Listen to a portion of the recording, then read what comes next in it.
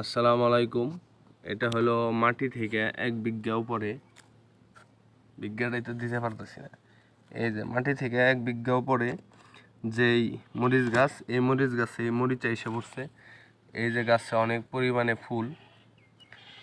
এই একটা গাছ না, এখানে আমার আরও কয়েকটা গাছ আছে। এটা হলো একটু সাদা টাইপের গাছ, ঠিক আছে, সাদা মরিচের।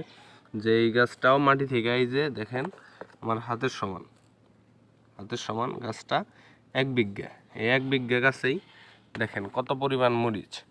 যারা যারা হাইব্রিড মরিচ চারা বুনতে চাইতেছেন তারা অবশ্যই হাইব্রিড মরিচ চারা বুঝবেন।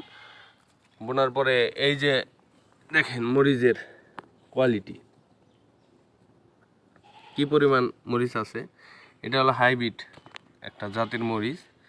যারা এই মরিচ গাছ বুনতে চাইতেছেন বাসায় অল্প জায়গায়, তারা এই হাইব্রিড